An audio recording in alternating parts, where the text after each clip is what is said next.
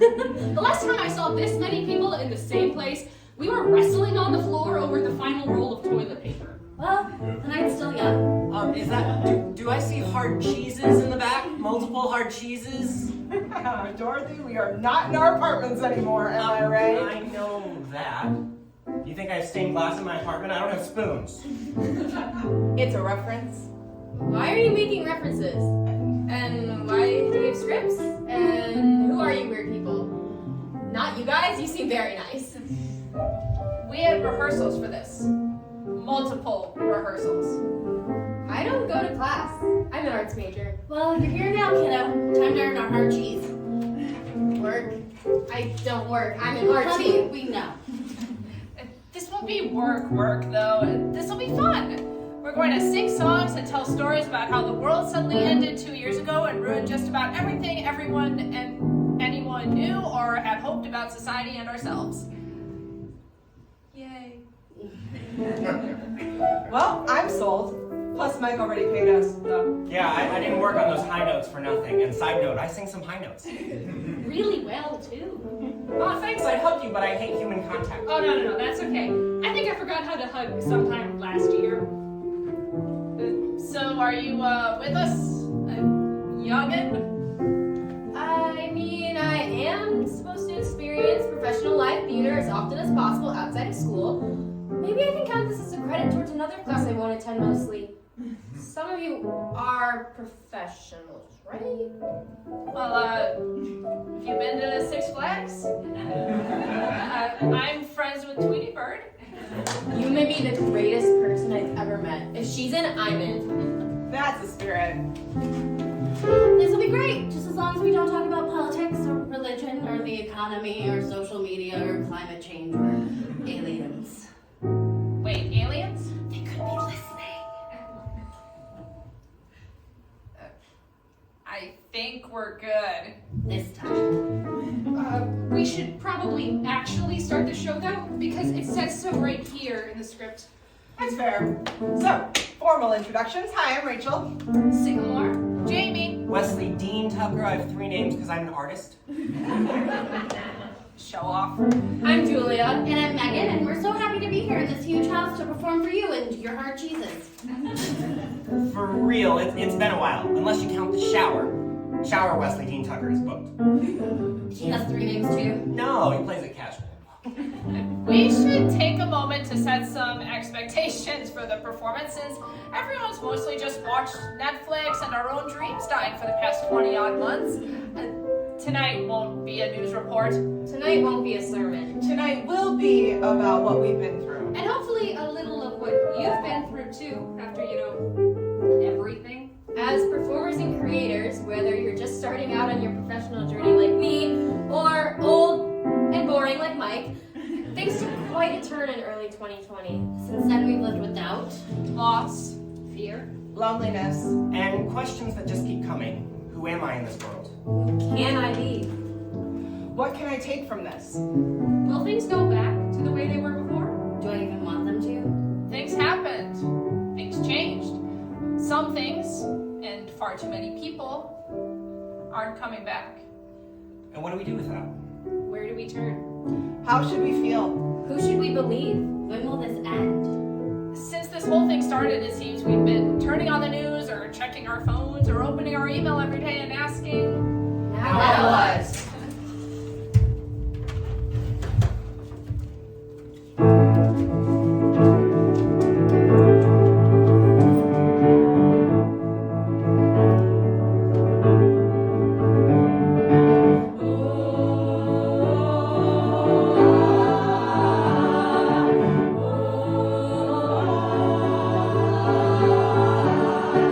A day, a week, a month, a year, another maybe. The sun, the moon, the stars keep praising.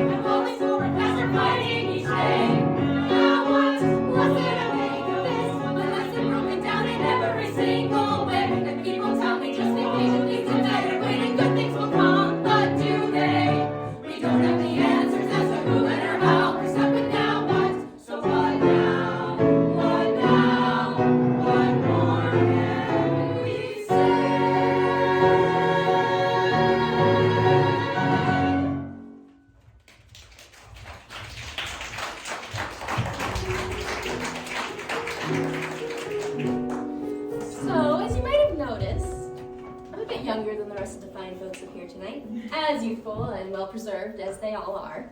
Damn straight. I find there are a lot of misconceptions about my generation floating around today, and so I thought that maybe I'd provide a little boots-on-the-ground reporting from the front lines of America's misguided collegiate ranks. First, we're not all mindless partiers with no sense of responsibility. Some of us party semi-responsibly, thank you very much. Next, and for real here, we're scared. At least most of us, most of the time. But you can't live like that forever, and you have to find some way forward, and part of my way has been, well, this. Tastefully appointed front rooms? Semi-well-crafted monologues. Good job, Mike. Music. Always music. The pandemic knocked the wind out of me, but it wasn't the fear of illness or the cancellation of social events that really got to me. What was most difficult about the whole situation was grappling with the fact that there was something out there that was completely out of my control, something that wasn't my fault at all, that was still completely upending my life. I was, and still am, a control freak. Maybe that's because of the hyper-competitive suburban area in which I grew up. Maybe that's genes. Who knows? All I do know is that if something's going on that concerns me, I need to be the one to understand it and fix whatever's wrong with it.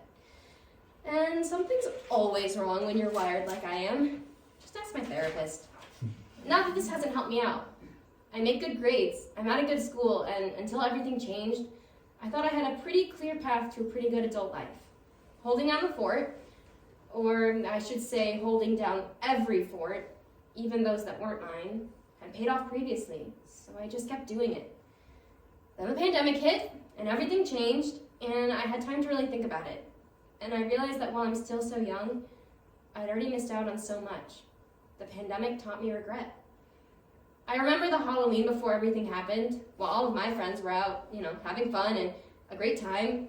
I stayed in my dorm and studied for tests I didn't even need to worry about acing. I would give anything to have that moment and those memories with them back.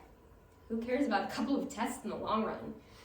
This is all within reason, of course. I'm not talking about going completely wild and disregarding all sense of decorum and morality. That's what grad school's for. But I am talking about living a life, not simply attempting to hold the seams together. And it took what happened to teach me how to start enjoying the good moments, saying yes to them, even when that's scary.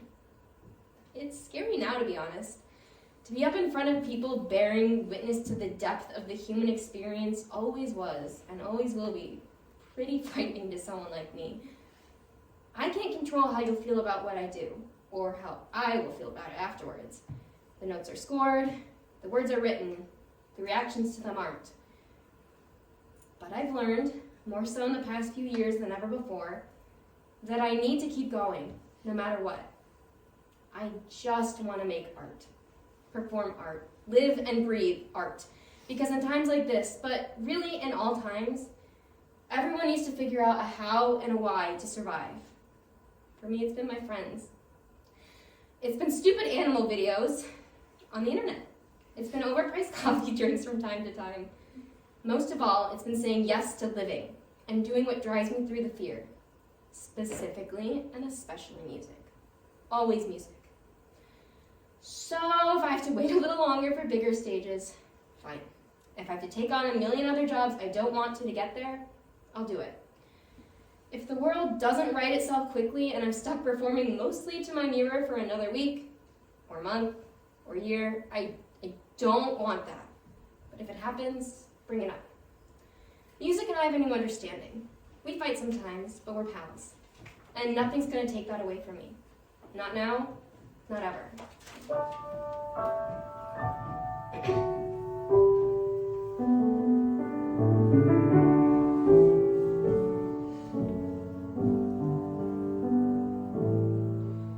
You start with just one measure, just one note, and you go up, and you go down, and you're amazed and frightened, free, and lost inside the music, inside the sound that came from you. You didn't think anything came from you. couldn't see anything you could do. But here it was, you had found it, and you swore once you found it that you'd never let it go. You had more sound, more power, not just notes, but your escape plan is what you play. And suddenly you're noticed, listened to, and for once you feel you might have something to say that comes from you. Who could think anything came from you? But here it was something that you could do. Here it was, you had found it, and you swore once you found it that you'd never let it go. As long as you could breathe, you'd have a song to sing, and when the words wouldn't come, then you'd sing anything because you found a path, and you had made the choice that you would sacrifice, and you would raise your voice, and no matter what life threw at you, you always knew you'd make it through, because nothing and no one could take this from you.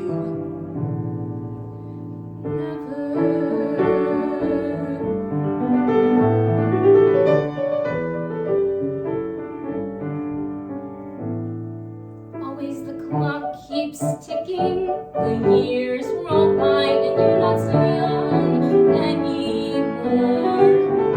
And with adulthood looming, downtown consuming was knocking at your door.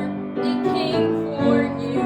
You weren't ready, but it came for you. And yet unsteady, still you opted to face the music within the music deep inside of you. It was all you could do. As long as you could breathe, you'd have a song to sing, and when the words wouldn't come, then you'd sing anything because you found a path, and you had made the choice that you would sacrifice, and you would raise your voice, and no matter what life threw at you, you always knew you'd make it through, because nothing and no one could take this from you.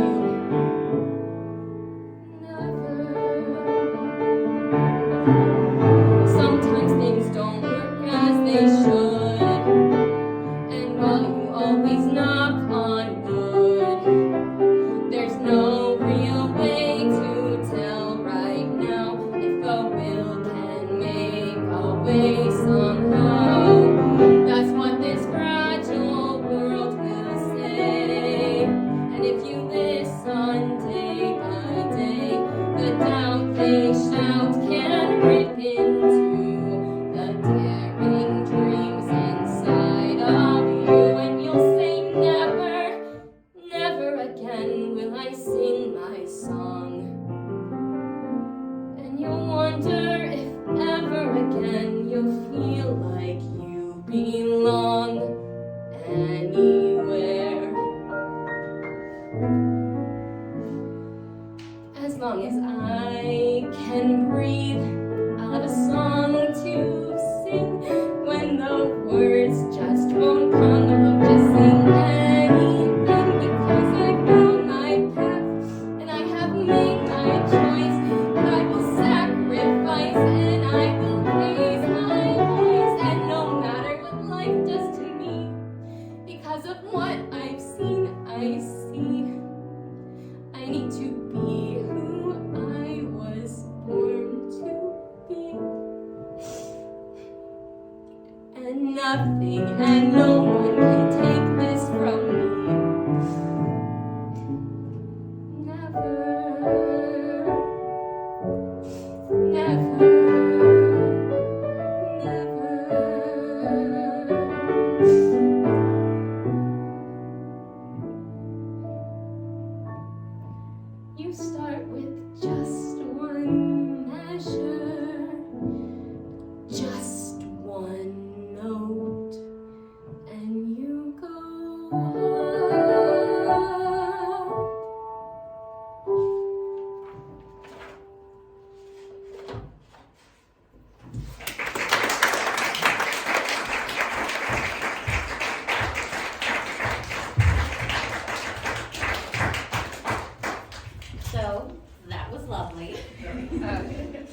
lovely. I believe the proper term all the kids are using is cool AF. The kids don't state that. Am I still your hero?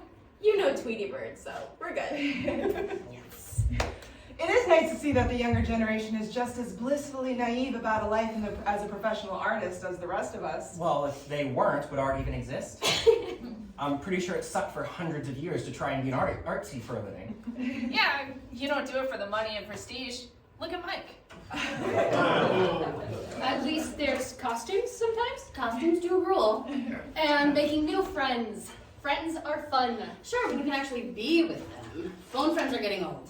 Not as old as phone meetings, phone parties, phone dating.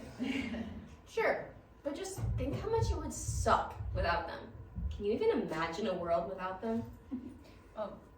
Yeah, we can. It used to exist.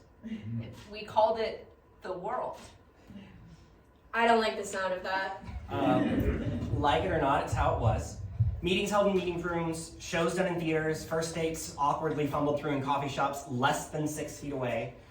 All back in that mystical time gone by called 2019. Honestly, it seems like a lifetime ago. I'm nostalgic. Maybe 2019 will come back around. Like bell bottoms. Or Bernie Sanders. Or we'll just have to get over it and realize that it's a new world. I suppose it's not all bad. I don't even have to put on pants for phone friends. Rachel, we've been friends forever. You barely put on pants to hang out before the war. It's true. I'm inheriting a brave, new, pantsless world. At least there's decent Wi-Fi. And a whole lot of free time. I don't know about all of you, but I've been absolutely killing it on the useless waste of times front. Oh god, me too. I tried to teach my turtle Mandarin last week, but then he just bit me, and I ended up crying. So then I watched the news for a bit, and I ended up crying. I've been spending a lot of time crying. It keeps the pores open. Maybe these nice folks would like to hear some of our other new skills, because they're sitting here and waiting for us to sing again. Right. Let's do it.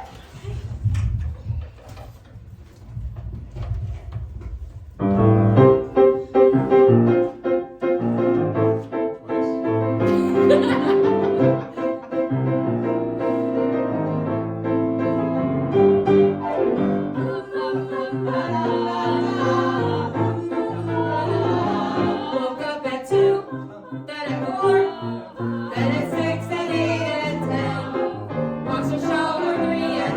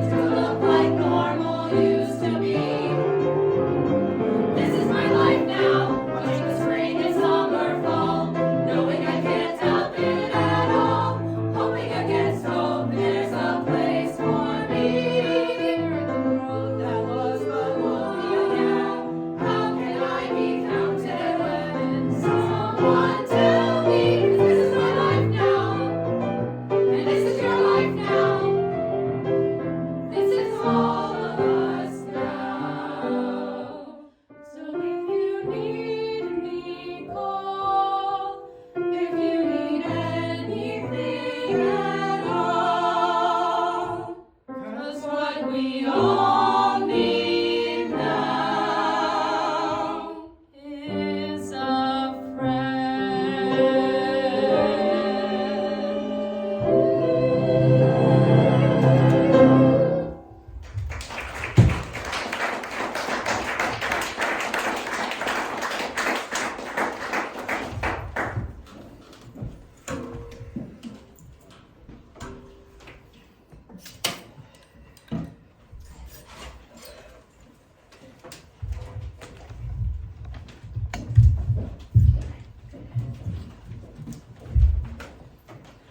So, I don't really do angry. I mean, I have anger. Everyone has anger sometimes, but I'm usually not the one to show it.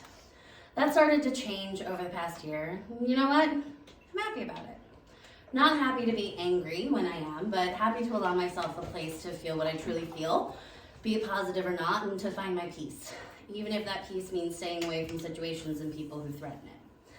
This is a hard lesson to learn for an empathetic older sibling used to playing the mediator, but it's one I'm working on. With self-realization comes truth about your surroundings, and unfortunately that's meant as times being struck with seeing in black and white how little some people care about the well-being of others. Working with the public, I've witnessed many times as people have squandered opportunities to be kind and patient, instead falling back on selfishness and laziness. Just recently, someone who came into my office confessed that they were driven to quit working in the medical field because the past year's hardships and the public's reaction to them gave them flashbacks to the beginning of the AIDS epidemic. They had tears in their eyes. You hear things like that, see things like that, and you think, what the hell are we doing? In particular, what am I doing? How can I align my words and actions along with what I believe will help others, or at least not burden those who are struggling alongside me? In this world that has been forced inside, how can we take steps to ensure that when it fully reopens, we make it a world that's worth going back to? This may all sound doom and gloom, but it's not. Actually, in a weird way, all the pain and strife have helped me find a strength in myself that I never knew existed. In all my life of trying to figure out everyone else's issues for them, I hadn't really taken the time to look at any of my own. Since being forced to, I've been able to face old trauma and take real steps to start to heal, and I've rediscovered old passions and remembered why they were important to me in the first place. I used to have this crippling fear of judgment and need to feel perfect at things before I would ever try anything new. I say used to, but it's still there. I just learned to shut it up a little, because the past months have shown me that life is too short to wait on anything that's important. You'll never be perfect at anything. No one is. So that's a little of where I am and where I'm trying to go. That's the part I say and try to show outside. But that doesn't mean that the old fears are gone. Most days they're screaming at me to analyze, codify, to see every angle of every situation or feeling or action before I allow myself to just live. Here's a little of what they say.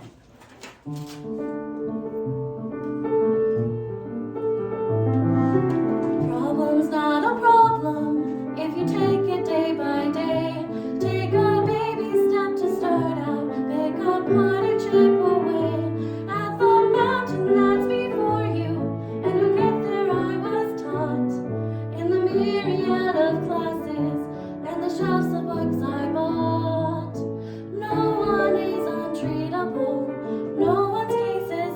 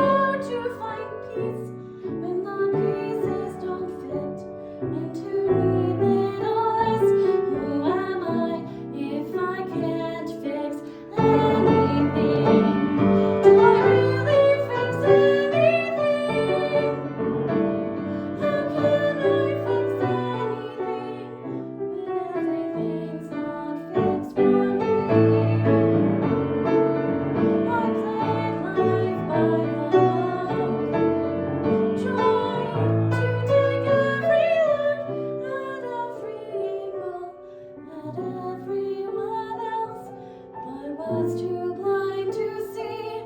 My list never listed living. Check it off, write it down, light it out, fix it now. I had a list, I had order, I had something to hold on to, but that's then, this is now, and they can't tell me how to find peace when the pieces don't fit into neat little lists.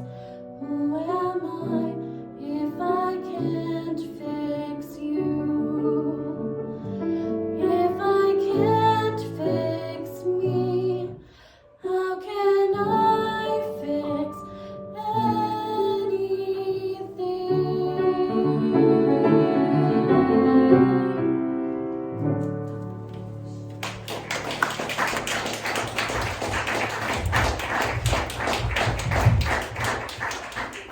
Julia! What? I was seeing what Facebook thought of that. I was pouring my heart out. I know. You even got the little care emoji they added. Look, people really care. Okay, what about you? Yeah, Facebook says it. Oh my god. Look, we all liked your song, Megan. You can't blame Julia for being so plugged in. The youth are lost. Big tech has her. She needs Jesus. Wesley, she might be Jewish. She needs Moses. No, that's not a thing. Maybe we all just need to aim for a little less time online and a little more time around the piano in person, like this in the future. Can we all agree on that? My Instagram followers say that's a fantastic idea. And I look great in this light. Can't go wrong with a classic warm halogen. Okay, wait, isn't it strange that we're so influenced by what mostly anonymous people say on a platform run by and solely for the monetary benefit of huge multinational corporations with vested interests in us acting upon how we feel? No, I think we'll just gloss over that. Really? No, wait. I think Megan's run-on sentence might have a point. I have been feeling a little more anonymized lately. Is that a word? I don't know, Mike wrote it.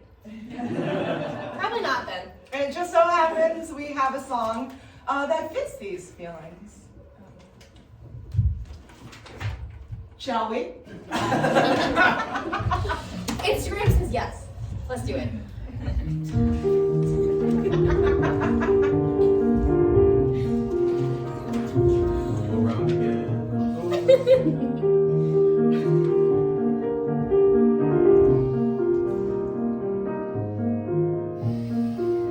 Wake up and someone's there to say how to start my day and how to feel about it. With everything that's going on, it makes me feel strong.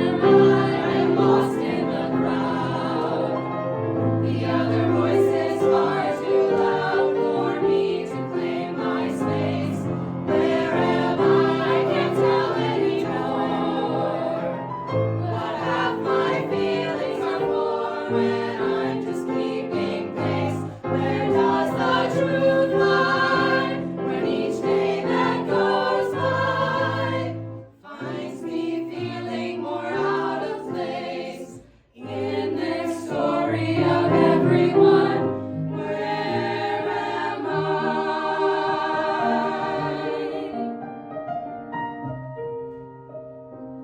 Was I ever really there?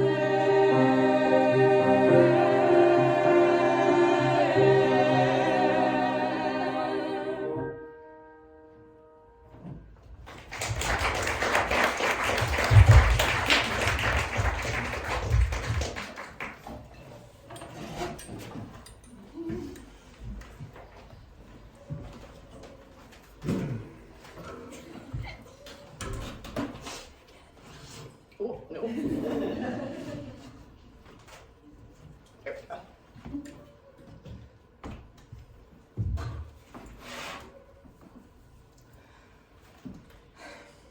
You're probably expecting me to start talking about how the pandemic changed everything for me, right? I don't blame you. See another performer get up here and think about what we've all talked about so far, and you're probably sitting there expecting that I'm about to take you on a grand personal journey through a massive shift in my work and play, culminating in newfound knowledge about how the more things change, the more we change with them. But what about when they don't? That's what I've dealt with more than anything else. When someone asks me how this past year or so has changed me, it's difficult at first for me to even say it has. I had a job before. I had jobs before. I still have them. I had friends and family before, and thank goodness I still have them. We just see each other more virtually these days. The hardest thing for me has been what didn't change for me compared to my peers. And that's where I've often felt most left out of the conversation about our shifting world. All of us artist types are constantly torn between what's required of us and what we dream of becoming. Even in the best of times and the most average of years, every artist I know is one audition or donation or grant away from getting to do exactly what we want to do in this life, and one more unplanned bill away from ruin. So we live on a tightrope with our time and energy in the balance. Do we hold on to a job we hate that can help pay the bills this month, or do we take time off to rehearse more? Do we take on more responsibilities elsewhere that will hinder our chances of being able to be in new performances or create opportunities? Or do we eat beans for a month and show up to another cattle call audition with no guarantee? No one has the perfect answer. And so we just learn to live with the unanswerable questions. For me, part of the solution has been surrendering to that old cliche, working at a restaurant. Which, much to my landlord's delight, keeps the rent paid on time.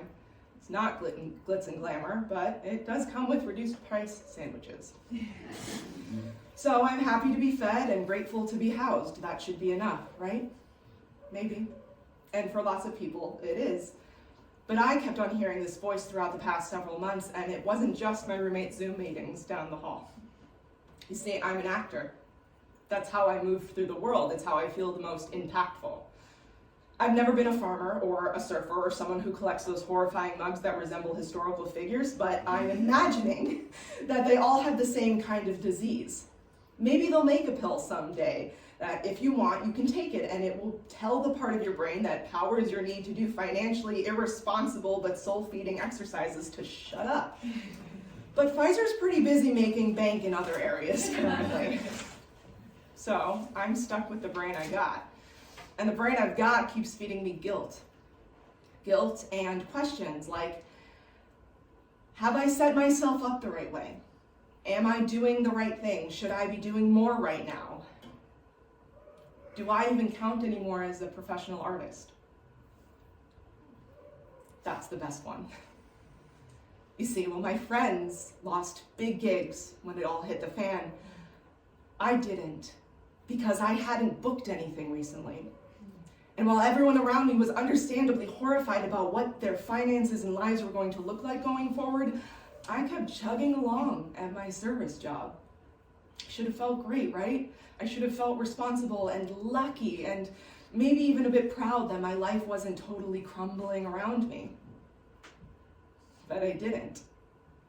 While my peers mourned the musicals and plays and TV spots that should have been, I couldn't gloat or brag or pat myself on the back. I envied them because they lost what I wished I'd had the opportunity to miss. Sometimes the hardest things are the most consistent. There have been some personal changes, of course. Being alone with one's thoughts for hours at a time as the weeks and months go by are sure to dig some new grooves into that old gray matter. One big one over the last 6 months or so is that I'm starting to learn how to prioritize my own emotions and wants over my pathological, ingrained, and comfortable need to protect those of all of the people in my life. It's hard, and I'm not great at it, but I'm learning and relearning and then relearning. To avoid all of the guilt over my endless TV marathons, I also picked up some new hobbies to further solidify my stereotypical quirky theater girl status. Artists gotta art, you know. If you were to call me over the past year, the conversation might look something like this.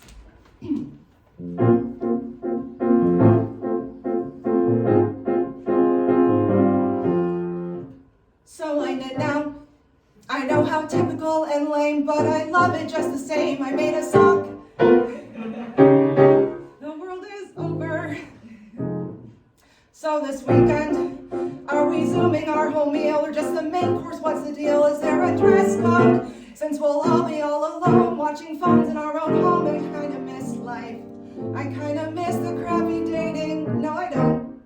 That was a lie, but friends were cool and I was nice. Sometimes to hear the coffee percolating, watching kids run past the cafe after school. Back when there was school and not this fighting. All this fighting every day, you know it just gets in the way of good TV, i.e. my social life. That's why I knit now. I knit and cry and pace the floor because I don't know what's in store and I can't take it anymore. Is this okay with you? No, I don't mean the web connection. I mean these four walls, this every day of looking forward to another week just like the last. Watching time is ticking fast. Is this okay? I took up cross stitch and in-home dance and ukulele while the world conspired to sway me just as sob. I tried to journal, but all the thoughts inside my head were fraught with existential dread. And besides, I had to make it to my dead-end job. Remember summer, shifting so smoothly into fall as our city changed its colors right on cue. I wish I'd taken the time to see the beauty of it all. Now that every season's painted with a dollar hue, what's left for me to do? There's nothing left for me to say. It's all been shouted every way on every screen. I keep on pushing through, forcing myself to rearrange the plans I didn't make the change. What's left for me? I want a life again, to see smiling faces with nothing to hide. I want freedom from fear while I'm struggling and striving towards every last dream I've locked deep inside. Give me life again, not just existence. Be it safe, be it sorry, it's mine.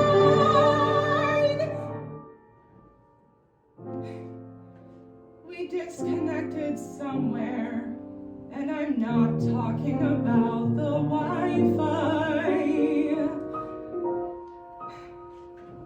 It's a new world out there, one of hate and one of hope, and it forces me to cope with hope each day. I can't afford to hide, and so I walk a fragile line when my feelings barely kept at bay. Oh, I don't know how much longer I can keep them that way.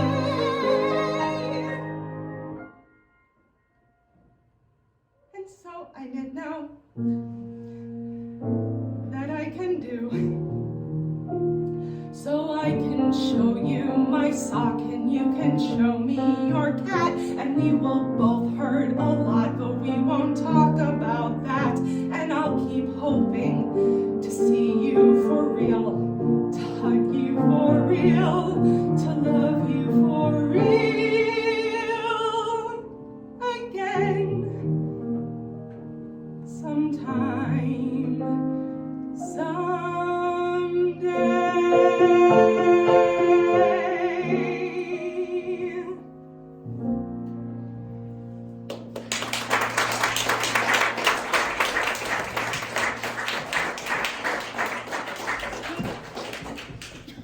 questions than answers. There's more hate than love. There's more hurting than helping. We're missing the point. We're missing those lost. We're striving for change.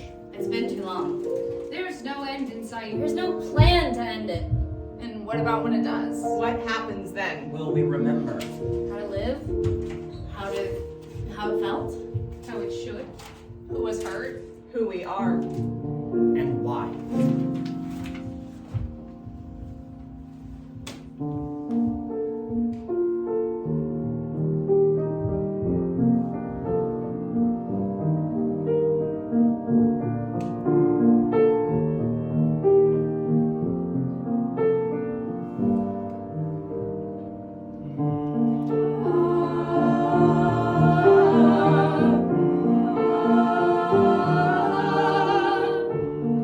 Ah,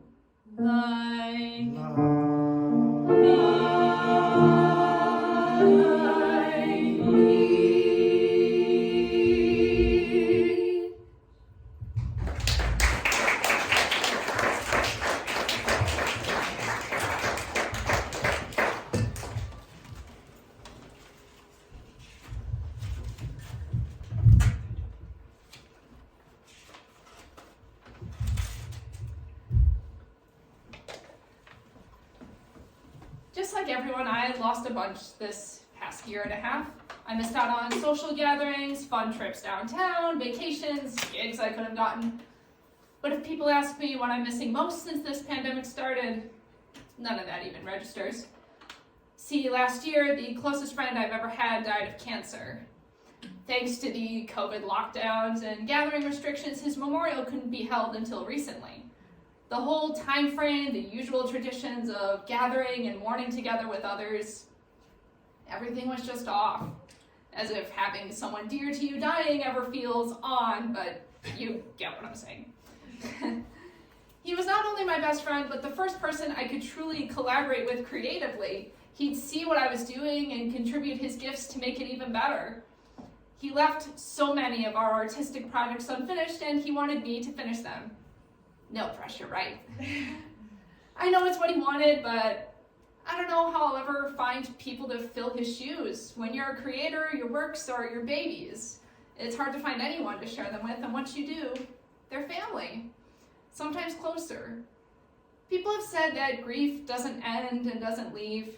It's with you forever, you just learn to live with it. I think that's where I'm at, or at least where I'd like to get to. I honestly miss him all the time. We shared so much. He wanted to be a part of my life and felt flattered that I allowed him to. We had so many similarities from our interests to our personalities, and where we differed, those differences often complemented each other. When I act, sing, dance, do the splits, audition, anything creative, I think about how much he enjoyed my performing and performing with me and how he always rooted for me. When I drive, I think about how he found out that I knew how to, but was afraid every time I went behind the wheel. And so he had me drive his car while I was helping him move because, as he told me, he could tell I had a very deep fear and he wanted to be there when I conquered it. Who says that? Who's that nice? When I write, I think about how much he loved reading my work, talking about it, analyzing it, collaborating, and planning to perform it with me in the projects I created. When I work at Six Flags... With Tweety Bird, and in different roles, I think about how he cheered me on as I auditioned for different parts, or how he'd seek me out for daily selfies because our makeup look changed every day and he wanted them documented. I love puns, and when I make puns, I think of him. When I have good news, I have to remember I can't share it with him and watch him get excited. When something bad happens, I don't have my safe person to talk to, so I have to either take a leap of faith, confiding in someone else, or just deal with it alone. I miss his famous hugs he used to give at hellos, goodbyes, or just because you needed one. I miss how he'd randomly Skype call me and we'd end up talking for hours, or how he'd send me random text messages because something made him think of me. He left his cat behind. His little 4-year-old black cat now has a home with me, which in a weird way keeps my friend close to, but it's not him and nothing will ever be him again. So yeah, I lost a whole lot this past year and a half, but this is just my story. I think about all of the other friends, family members, and loved ones who have a story just like mine. There are over 800,000 of those stories in our country alone, thanks to the pandemic. Not many get a scene and a song. They all deserve one. Nothing will ever be any of them again either. For now, here's my song for my friend. Just a few words that I wish I could tell him in person.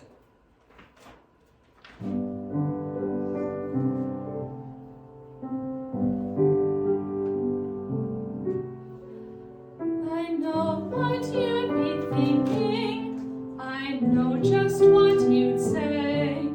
You'd tell me to get up and to face this new day.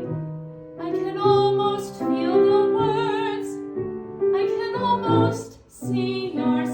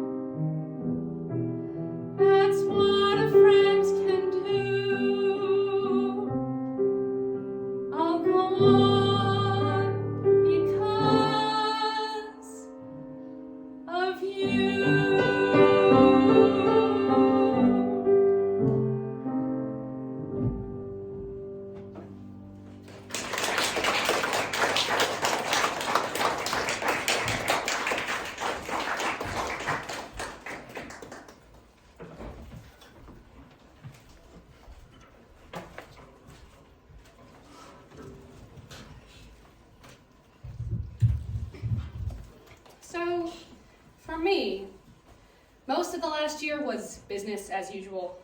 I would get up, go to work, and things would mostly progress as they had, except everyone was masked up and generally a little freaked out.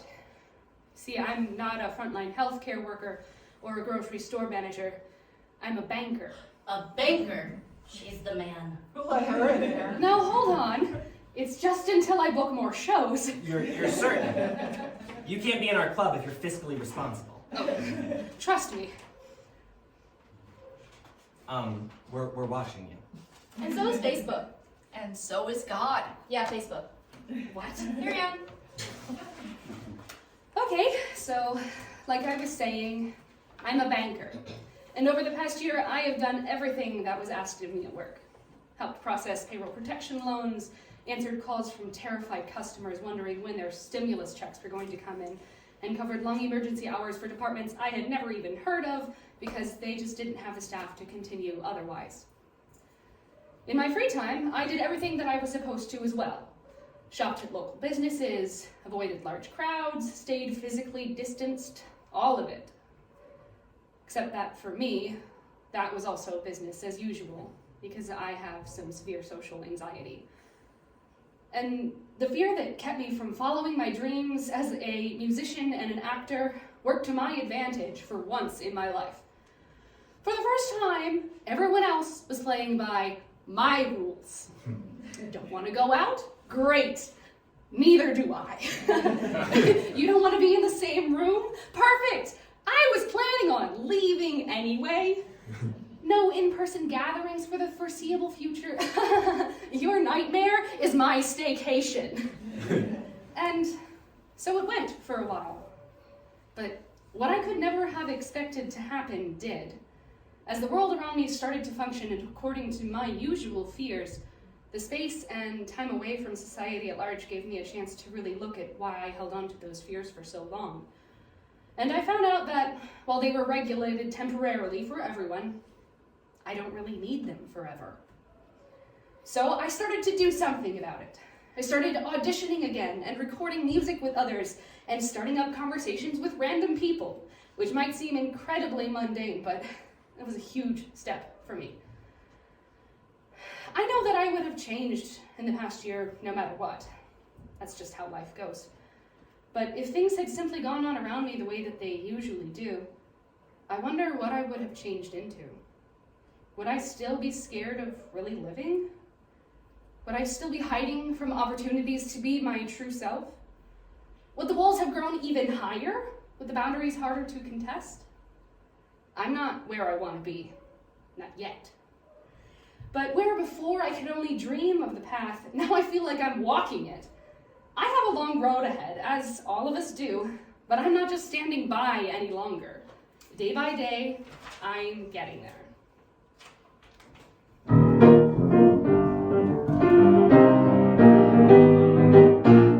It's been a year, and years before that too, of knowing where I want to be, and not going anywhere. I lived in fear, stuck to my doubt like glue, with all the things that make me me, kept away from home and air. It's not that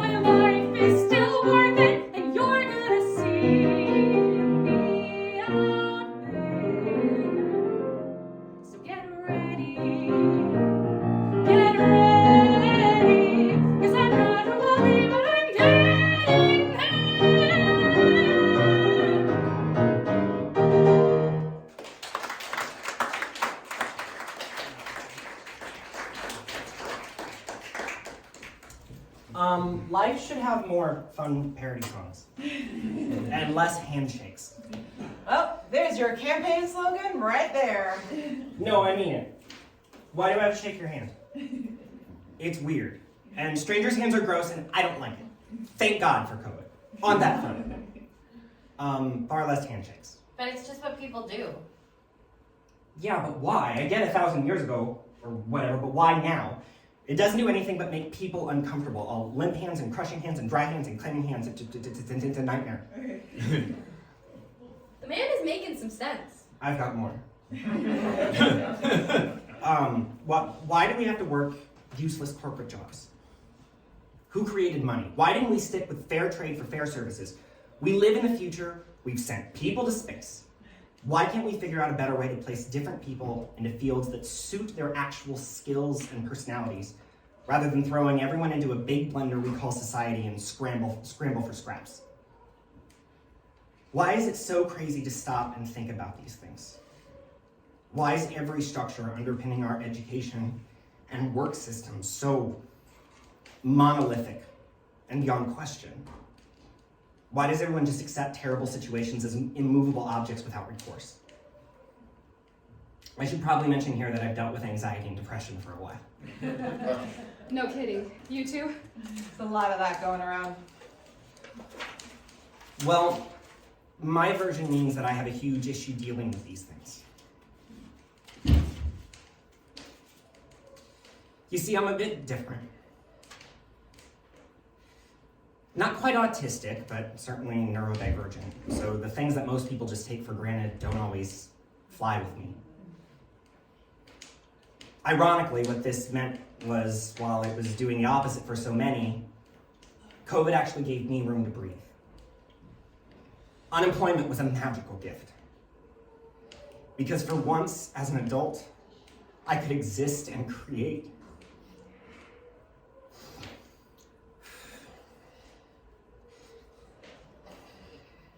And begin to craft a life without conforming to all the usual expectations. I didn't have to see people that I only interacted with out of obligation, or do things that gave me no joy at all simply because people around me said I had to. The world gave me an out and I took it. But that doesn't mean I did nothing. Hence, writing funny parody songs. Without the normal restrictions placed upon my time and energy, I wrote Sondheim parodies, I constructed fictional languages. I devoted myself to really dig into the vast array of subjects as other than performing.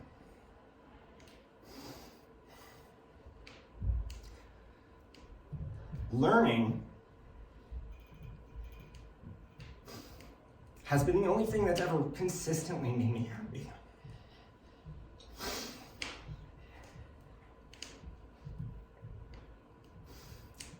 Being more fully as myself, strange as it may be, I found a partner who loves me and all my quirks. Supports the ways in which I stray from the norm.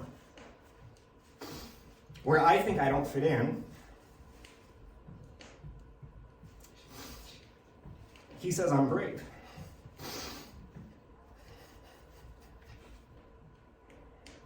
So I want to prove him right.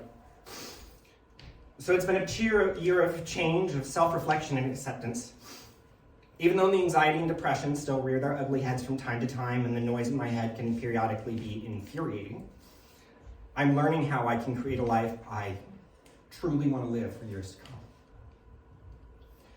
When this pandemic finally ends, I'll be mostly ready for it. And I won't forget all those like me who, for whatever reason, felt adrift and alone long before the world hit the pause button.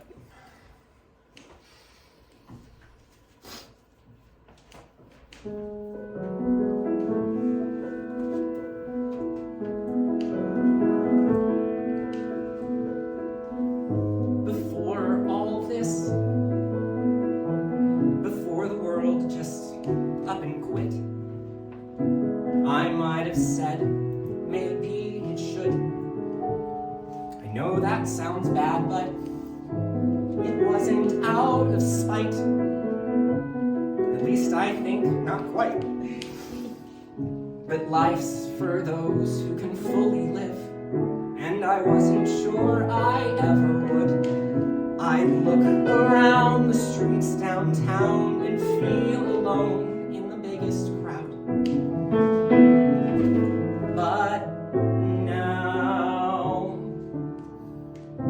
the streets are empty, the people mostly gone, and now, without distraction, I feel a new reaction in isolation.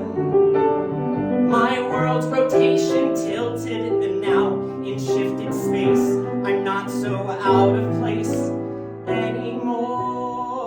I don't wish a worry on this already worried world, but I'm in no hurry to go back to what's in store.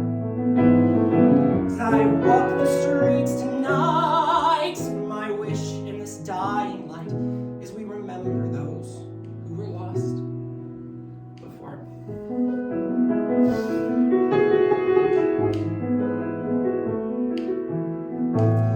I've always been, and I'll likely always be, a man detached from all the noise of society. It's not that I didn't try or give all that I could give, but still I'd always feel I'd come up short in what others want of me, where others thrive, where others feel alive. Deep in the shadows there I'd be, where they'd never see me. But now that's ended, the stories turn the page, and now, though days get lonely, my thoughts no longer own me. In this new abnormal, I'm newly absolved of being someone who had to act every day to fit on a stage. I'd rather be fleeing. I don't wish a worry on this already worried world, but I'm in no hurry to go back to what's in store. As I walk the streets tonight, my wish in this dying light is we remember those who were lost before, those in the shadows, feeling they don't have a voice, those in the everyday, feeling they don't have a choice, but to be just like you. But we're not like you, and try as I might, I'll never be.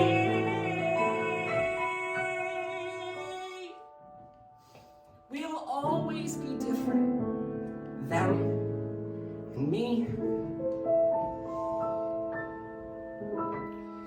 It's getting better. Turns out, time can do that. And God knows I've had lots of time, just like we've all had. I don't wish a worry on this already worried world, but I'm in no hurry to go back to what's in store. As I walk the streets tonight, my wish in this dying light is we remember those who were lost before, those lost in the crowd, those whose minds are just too loud, where most few found. I was lost before.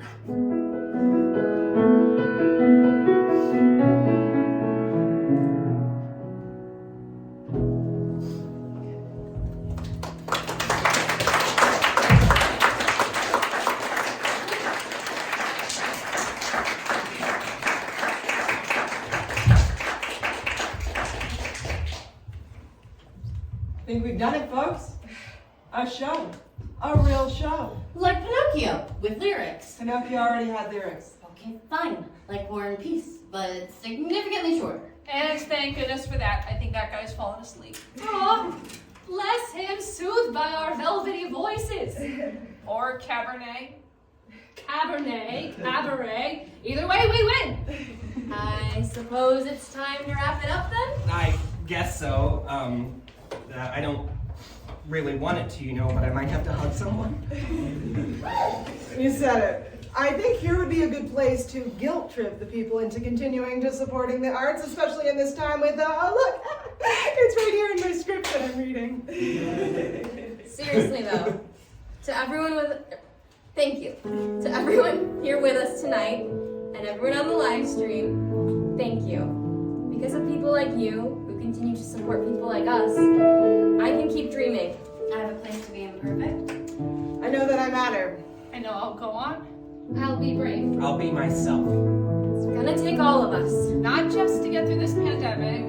But to get through this life.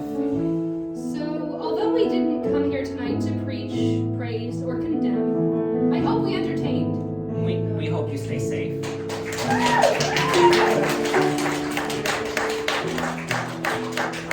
We wish you health and happiness in the new year. And we really hope we can do this again sometime. We hope you love our last song. And if you don't, we hope you'll blame Mike for it. Hey, maestro!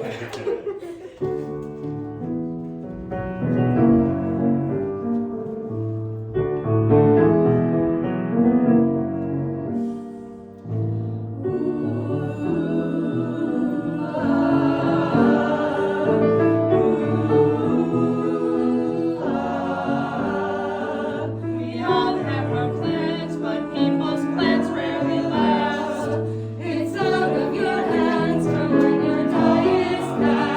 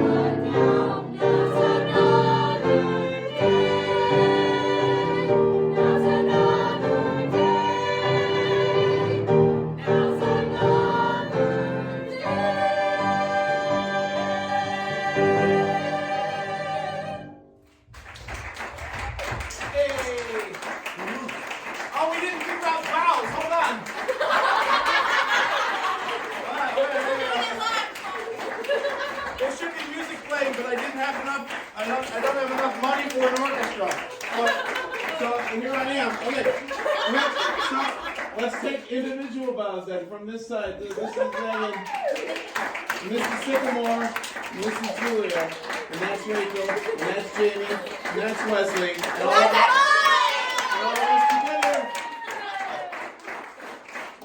We really, really appreciate you. Thank you very much. And hey, thank you very much online as well. Yay, thank you very much. I guess that's it. So.